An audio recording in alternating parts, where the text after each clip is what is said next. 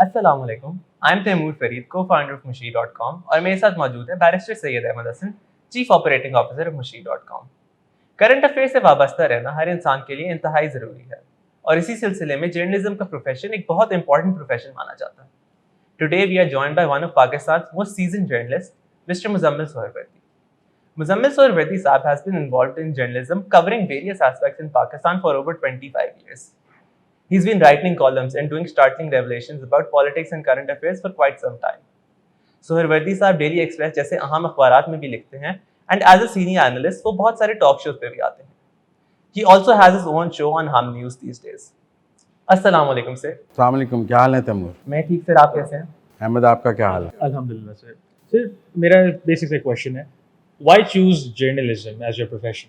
I am an accidental journalist. ٹھیک ہے نا, میں نے کوئی بائی ڈیزائن چوز نہیں کیا. جب میں نے گریجویشن کیا میتھ فزکس میں, تو I was looking for my masters in math.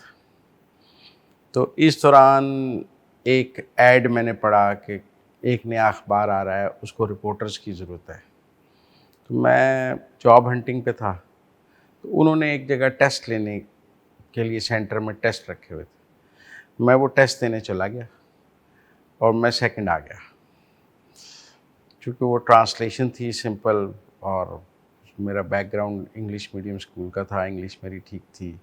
جب میں 92 کی بات کر رہا ہوں, تب بیسک جو یہ ان پیج اور یہ کمپوزنگ اور یہ نہیں تھا. بیسیکلی خبریں انگلش میں آتی تھیں, اے پی پی اے, اور پھر ان کو ٹرانسلیٹ کیا جاتا تھا. تو ٹرانسلیشن جرنلزم میں بڑی امپورٹنٹ سمجھی جاتی تھی. تو وہ ٹھیک ہو گئی اور وہ میں سیکنڈ آ گیا, تو میں رپورٹر بھرتی ہو گیا اس اخبار میں. پھر since then I never look back.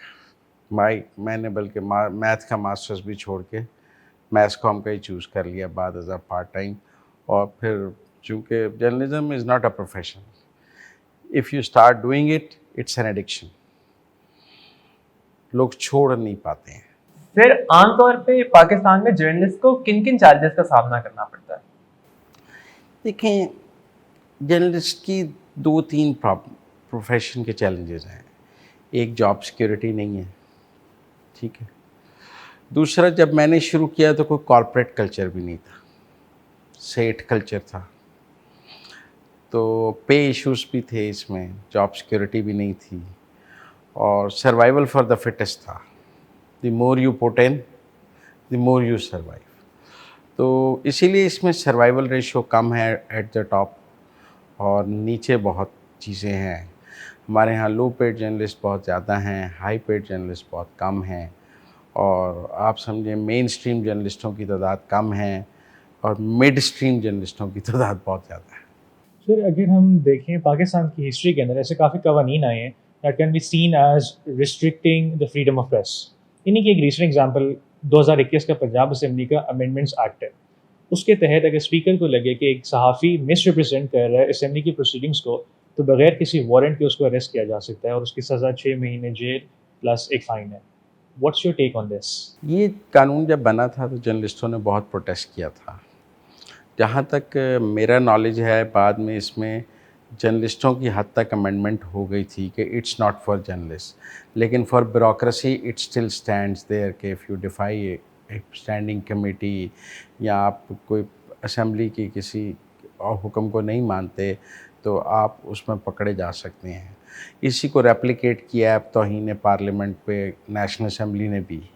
لیکن جب یہ قانون پنجاب اسمبلی میں فار جرنلسٹ تھا تو بہت پروٹیسٹ ہوا تھا, بائیکاٹ بہت لمبا ہوا تھا, بہت ہاتھا پائی ہوئی تھی, اور وائلنٹ پروٹیسٹ بھی ہوا تھا. اور جہاں تک مجھے یاد ہے اس میں پھر ایک امینڈمنٹ بھی آ گئی تھی جس میں جرنلسٹوں کو ایکسکلوڈ کر دیا گیا تھا. دیکھیں, میں اس بات کے تو حق میں ہوں کہ آپ کو جرنلزم کو کسی قواعد کے تحت ہونا چاہیے.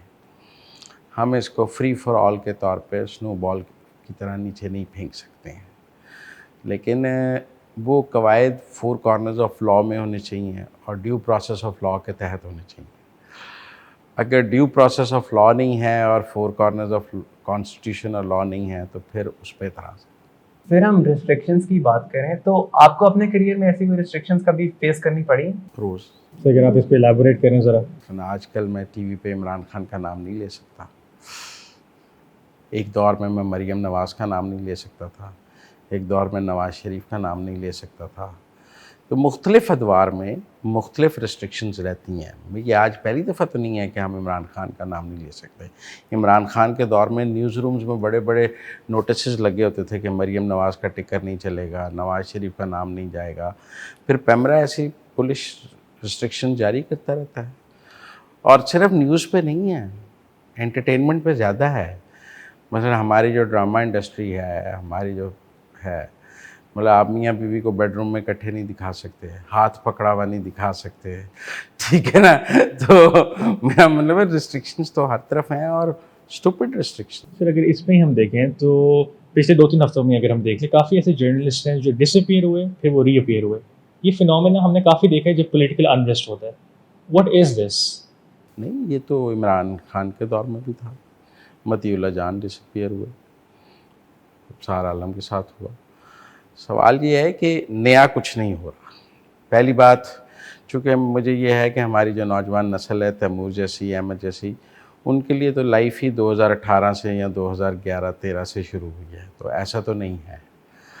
اور یہ جو کچھ ہو رہا ہے, مجھے کوئی 30-32 سال جرنلزم میں ہو رہے ہیں, مسلسل ہو رہا ہے, ٹھیک ہے نا. تو ایک تو ایسا نہیں ہے کہ نیا ہو رہا ہے. ایسا ضرور ہے کہ پہلے جن کے ساتھ ہو رہا تھا اب ان کے ساتھ نہیں ہو رہا, اور اب جن کے ساتھ ہو رہا ہے ان کے ساتھ پہلے نہیں ہو رہا تھا. لیکن نہیں ہونا چاہیے.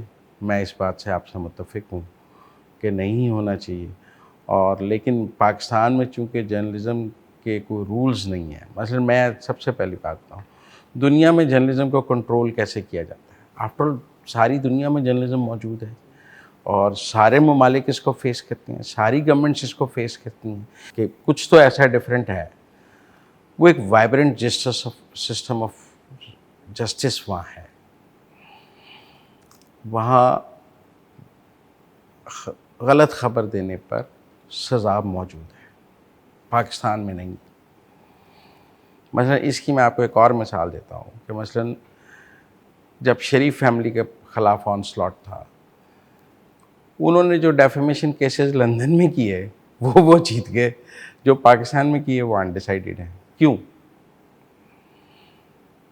مثلا ARY, ہم, جیو, دنیا, سب کو جرمانے ہوئے ہیں لندن کورٹ سے, 1-1 lakh pound, 2-2 lakh pound. Transmissions بند ہوئی ہیں.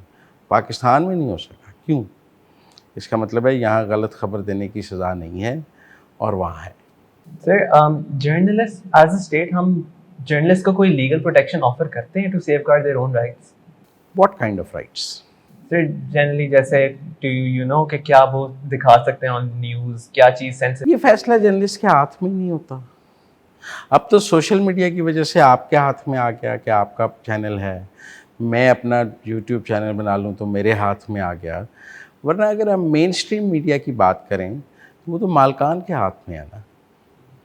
میں جب اپنے اسکرین پہ بیٹھا ہوں تو میرے پاس لسٹ آف انسٹرکشنز موجود ہے, اور وہ مجھے تو نہیں دی ISI نے یا اسٹیبلشمنٹ نے یا گورنمنٹ نے, وہ ڈائریکٹ مالکان کو دیتے ہیں. اگر میں نے تنخواہ لینی ہے اور میں تنخواہ پہ کام کرنے کے لیے تیار ہوں تو مجھے ان کی دی ہوئی لسٹ آف انسٹرکشنز ماننی ہے, اور وہ میں مانتا ہوں. پاکستان میں جتنے صحافی ہیں جو آزادی صحافت کا پرچم بھی اٹھائے ہوئے ہیں, لیکن جب وہ اپنے اپنے اداروں میں کام کر رہے ہیں تو ان اداروں کی سینسرشپ کو فالو کر رہے ہیں. آپ میری بات سمجھیں نا, ٹھیک ہے نا. ایسا تو نہیں ہے کہ وہ اپنے سینسرشپ کو فالو نہیں کر رہے. آپ جتنے بڑے نام لے رہے ہیں, ہم ضرور بات کرتے ہیں کہ سینسرشپ موجود ہے, لیکن جب ہم اپنے پے چیک کے لیے اسکرین پہ یا اخبار میں لکھتے ہیں تو اس کو فالو کرتے ہیں. سر اس کا تو مطلب ہوا کہ ہمارا میڈیا بہت ڈکٹیٹڈ ہے, اور اگر ہم سوشل میڈیا کا ایڈوینٹ دیکھیں تو اس کی وجہ سے بہت ساری فیک نیوز اور وائٹ پروپیگنڈا بڑھ گیا ہے, اینڈ یہ بھی ایک بہت کنسرننگ ایشو بن گیا. سر اس طرح کے سچویشن کے اندر what responsibility do you think journalist have towards the people? دیکھیں, ایک تو میں سمجھتا ہوں کہ پہلے تو جو جرنلزم تھی نا وہ بارڈر بیس تھی. مثلا ہر ملک کا اپنا اخبار تھا, لہٰذا وہ اس ملک کے قوانین کے متحد تھا. ہر ملک کا اپنا ٹی وی چینل تھا، وہ اس ملک کے قوانین کے تحت یا وہاں سے لائسنس لے کے چلتا تھا. برٹش آف کام کے تحت آف کام وہاں پہ موجود ہے، امریکہ میں بھی سسٹم موجود ہے، یورپ میں بھی سسٹم موجود ہے، پاکستان میں پیمرا ہے، آپ لائسنسڈ ہیں، اخبار ہے تو آپ کے پاس ڈیکلیریشن ہے.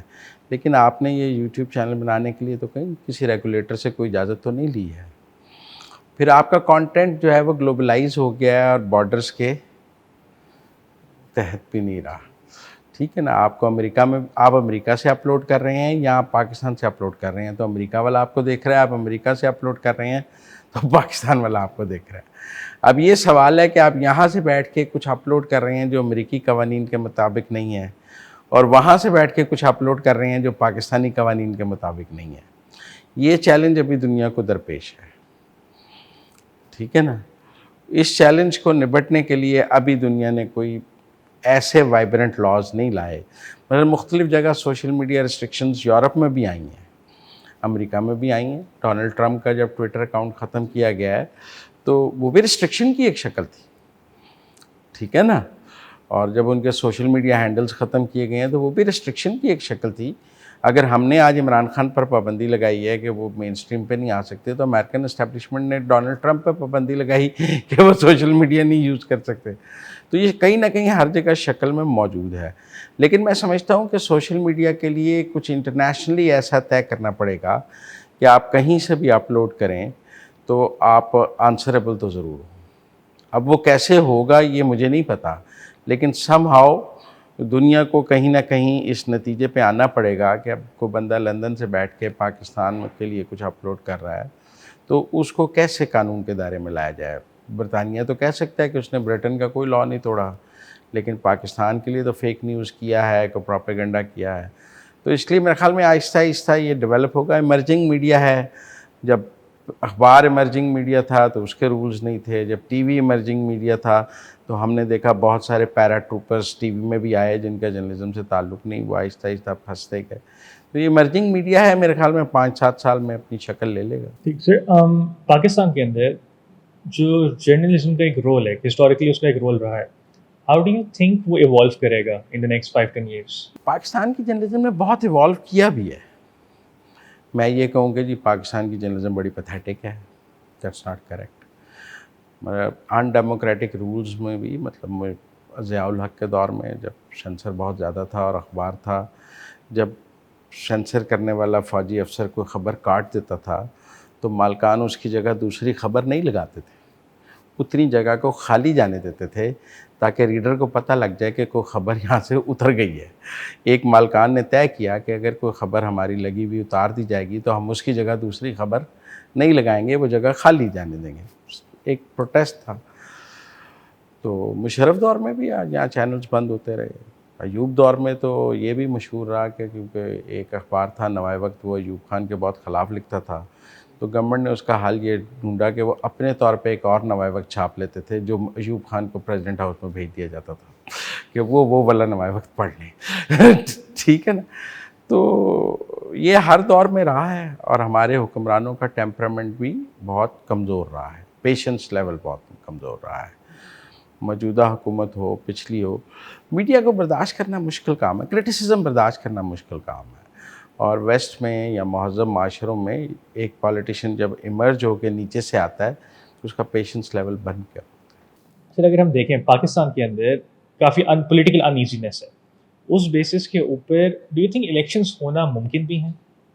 الیکشنز تو جنگ کے ماحول میں بھی ہو جاتے ہیں، الیکشن تو قحط میں بھی ہو جاتا ہے، الیکشن تو ہر ماحول میں ہو سکتا ہے. سوال یہ ہے کہ الیکشن کروانے کس نے ہیں؟ کیا وہ الیکشن کرانے کے لیے تیار ہے؟ اور پھر لیول پلینگ فیلڈ ایک بہت بڑا سوال ہے. دیکھیں صرف الیکشن ہو جانا کافی نہیں ہے، الیکشن میں لیول پلینگ فیلڈ ہونا بھی بہت ضروری ہے. میں یہ نہیں سمجھتا کہ جس صرف الیکشن ہونا، آپ نے 2018 میں ایک سیاسی جماعت کے لیڈر کو نکال کے الیکشن کرایا تو انفیئر تھا. آج دوسری جماعت کے نکال کو لگائیں گے، وہ بھی انفیئر ہے. لیکن اب لیول پلینگ فیلڈ کیسے ہو سکتا ہے؟ ایک کے تو آپ نے باہر کر دیا ہوا ہے، دوسرے کو کوئی ان رکھیں گے تو لیول پلینگ فیلڈ ہے ہی نہیں. ٹھیک ہے نا, آپ کا اسٹار بیٹسمین جو ہے اس کو باہر بٹھا دیا ہے اور آپ خود کھیلیں تو ٹیم تو بیلنس نہیں ہے.